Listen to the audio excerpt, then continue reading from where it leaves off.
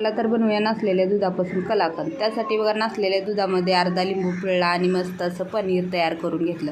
पनीर तयार झाल्यानंतर कपड्यामध्ये हे पनीर काढून घेतलं आणि स्वच्छ पाण्याने धुवून घेतलं आणि कपड्यामध्ये तसंच बांधून ठेवून दिलं. 1 तासभरानंतर मस्त असं पनीर तयार झालेलं.